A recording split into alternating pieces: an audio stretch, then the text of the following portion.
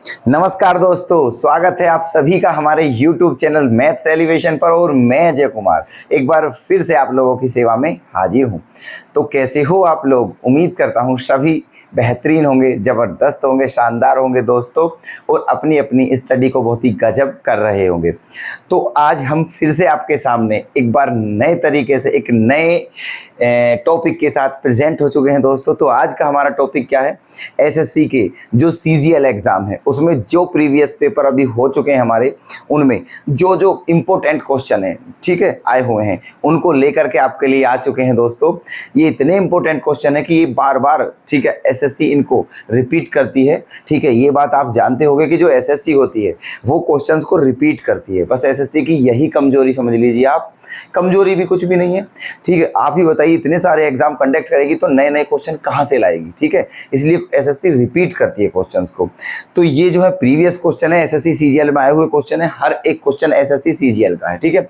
और ये आने वाले समय में भी आने वाले हैं दोस्तों, क्योंकि बहुत इंपॉर्टेंट क्वेश्चन है। तो ये जो क्वेश्चन है ये सबके लिए इंपॉर्टेंट है जो और एग्जाम है, सीएचएसएल, सीपीओ, एमटीएस, ठीक है, और जो एग्जाम है। क्लियर?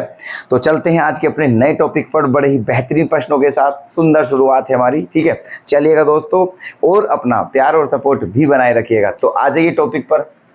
देखना, आज का हमारा पहला क्वेश्चन क्या है? जब m को 7 से भाग दिया जाए तो शेषफल 5 बचता है। जब 3m को 7 से विभाजित किया जाएगा तो शेषफल क्या होगा? ठीक है, देखो क्या कहा है क्वेश्चन में, यदि m को 7 से भाग दिया जाए तो शेषफल 5 बचता है। तो m का मान मैंने मान लिया 12, ठीक है। क्या मान लिया? m का मान 12, क्योंकि 12 में 7 से भाग देंगे तभी शेषफल 5 बचेगा, ठीक है। चलिए, फिर कहा है यदि 3m को 7 से भाग दें, तो आप बताइए m का मान क्या माना है हमने? 12। तो 3m का मान क्या हो जाएगा? 12 तिया 36। और जब 36 में, ठीक है, जब 36 में आप 7 से भाग दोगे, ठीक है, तो 7 पंजे 35, क्या बच जाएगा दोस्तों? शेषफल 1 बच जाएगा, ठीक है।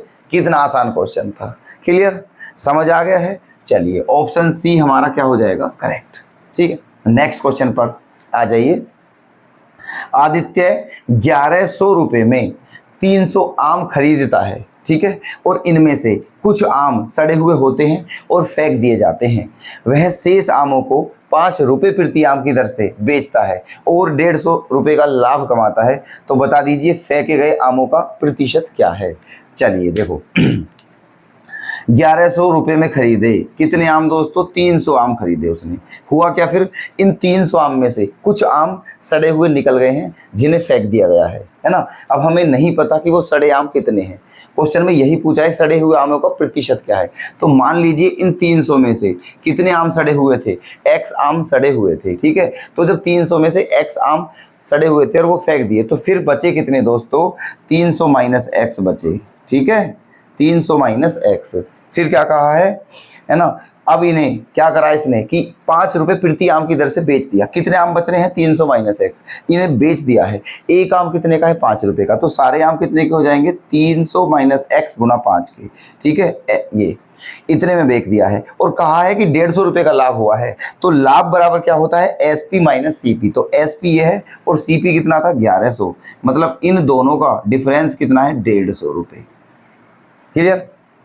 चलिए, अब एक काम करते हैं, देखो यहाँ 5 से गुना कर दीजिए। 5 दिया क्या हो गया? 1500, ओके, और माइनस के 5x, माइनस 1100 और बराबर में क्या है? 150, ठीक है। चलिए, 5x को आप उधर ले जाइए तो 5x किस चीज़ का हो जाएगा दोस्तों? प्लस का हो जाएगा।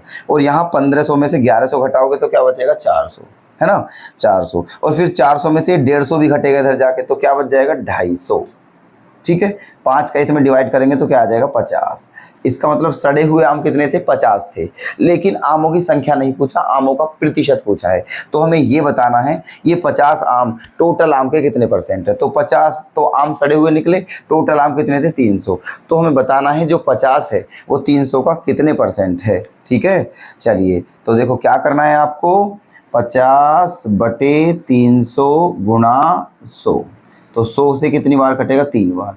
अब 50 में जब 3 का डिवाइड करते हैं तो आप जानते होगे 16 सही 2/3% आंसर बचता है, ठीक है। कितना? 16 सही 2/3%। और यही हमारा आंसर सही हो जाएगा। ठीक है, बी ऑप्शन करेक्ट। बताइए, क्लियर है? बिल्कुल, बहुत इजी क्वेश्चन है, कोई दिक्कत नहीं है। मुझे लगता है कि इनमें आपको कोई भी प्रॉब्लम नहीं है, समझ आ रहे होंगे। ठीक है, चलते रहिएगा। अब आगे आ जाइए दोस्तों, क्वेश्चन नंबर 3 है ना। देखिए, एक ट्रायंगल, ये ट्रायंगल का क्वेश्चन है दोस्तों। ये जो आज के हमारे क्वेश्चन है दोस्तों, ना ही ये ऐसे क्वेश्चन नहीं है जैसे हम अब से पहले 2 वीडियो, मतलब अब से पहले जो हमने वीडियो डाली थी किसके, वो ट्रिग्नोमेट्री के क्वेश्चन थे और अलजेब्रा के क्वेश्चन थे स्पेशली। यहाँ ऐसा नहीं है, यहाँ सारे क्वेश्चन मिक्स हैं दोस्तों। देखो, ट्रिग्नोमेट्री का भी क्वेश्चन है एक, ठीक है, और यहाँ देखो आप ये डिवीजन का भी है, और प्रॉफिट एंड लॉस, ये परसेंटेज का भी है, और ये ट्राइंगल का भी, सब मिक्स क्वेश्चन है। ठीक है, चलिए, तो ये ट्राइंगल का क्वेश्चन है। क्या कहा है, एक ट्राइंगल ABC की भुजा AB तथा AC के मध्य बिंदु क्रमशः X तथा Y है। देखो, ट्राइंगल बनाते हैं हम ताकि आपको अच्छे समझ आ जाए अच्छे से। ठीक है, ये ट्राइंगल हो गया है, नाम इसका क्या है, ABC। अब क्या कहा है, AB का मध्य बिंदु क्या है, X। AB का मध्य बिंदु X है, तो यहाँ मान लिया हमने AB का मध्य बिंदु ये X है, और क्या AC का मध्य बिंदु Y है। यहाँ क्या मान लिया है हमने, Y, तो दोनों को यहाँ मिला दिया है। ठीक है, ये X AB का मध्य बिंदु है, Y AC का मध्य बिंदु है, दोनों को मिला दिया है। आगे क्या बोला है फिर, यदि BC प्लस XY बराबर 18 है। ठीक है, BC प्लस XY बराबर 18 है, ये जो BC है ये और ये, इन दोनों का सम क्या है, 18। चलिए, तो बताना है BC माइनस XY का मान क्या होगा। अब देखो, ये दोस्तों एक थ्योरम होती है, ठीक है, कि अगर कोई ट्राइंगल है और उनकी उस ट्राइंगल की किन्हीं भी 2 साइडों को इंटरसेक्ट करते हुए कोई लाइन सेगमेंट खींचा जाए, है ना, और वो जो जहाँ जहाँ वो लाइन, जहाँ जो लाइन सेगमेंट, वो जो लाइन है, वो जहाँ जहाँ उन दोनों साइडों को इंटरसेक्ट करती है, अगर वो उन साइडों के मिड पॉइंट हो। ठीक है, जैसे कि देखो, ये ट्राइंगल ABC है, जो X है वो AB का मिड पॉइंट है, और जो Y है वो AC का मिड पॉइंट है। तो इस हिसाब से दोस्तों एक थ्योरम होती है MPT, मिड पॉइंट थ्योरम। ठीक है, मध्य बिंदु प्रमेय बोलते हैं हिंदी में। तो वो अब यहाँ लग जाएगी। ठीक है, अगर X AB का मध्य बिंदु है, Y AC का मध्य बिंदु है, तो दोस्तों XY BC के समांतर होगा। ठीक है, क्या होगा, XY BC के पैरेलल होगा, और XY BC का हाफ होगा। हाफ का मतलब आधा। ठीक है, जितना BC है उसका आधा XY है। क्लियर है? चलिए, तो अगर BC 2 है तो दोस्तों XY 1 होगा। ठीक है, अगर BC 2 है तो XY क्या होगा, 1। अब क्वेश्चन में क्या दिया हुआ है, इन दोनों का सम 18 दिया हुआ है, तो इसका मतलब मैंने 2 माना है, 1 माना है, तो 2 और 1 3। इसका मतलब 3 किसके बराबर दिया हुआ है दोस्तों, 18 के बराबर दिया हुआ है। ठीक है, तो 1 किसके बराबर आ गया, 6 के, है ना। 1 किसके बराबर आ गया, 6 के। इसका मतलब जब 1 6 के बराबर है तो 2 किसके बराबर हो जाएगा, 12 के। इसका मतलब ये जो साइड है ये कितनी है दोस्तों, 12, और ये जो साइड है ये कितनी है, हमारी 6। ठीक है, बताना क्या है हमें, इन दोनों का अंतर बताना है, BC माइनस XY। तो BC कितना है, 12, और XY कितना है, 6। तो 12 में से 6 जब जाएगा तो क्या बच जाएगा दोस्तों, बताइए, 6 ही बच जाएगा। ठीक है, क्या बच जाएगा, 6, और यही हमारा सही आंसर है। क्लियर? चलिए, option number C correct. Okay, report आनंद आ रहा है या नहीं, बता दीजिएगा कमेंट में। ठीक है, नेक्स्ट क्वेश्चन पर देखो, आते हैं फटाफट। क्या दिया हुआ है, अगर sine theta equal to cos theta हो तो sine cube theta minus cos cube theta की वैल्यू क्या होगी। कितना आसान क्वेश्चन है। ठीक है, साइन थीटा बराबर क्या है, कोस थीटा। इसका मतलब साइन थीटा के प्लेस पर क्या रख सकते हैं हम, कोस थीटा।